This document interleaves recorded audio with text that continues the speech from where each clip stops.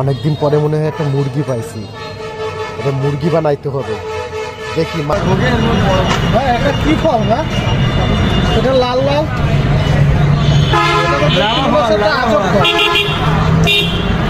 দেখতে তো খুব সুন্দর লাগছে।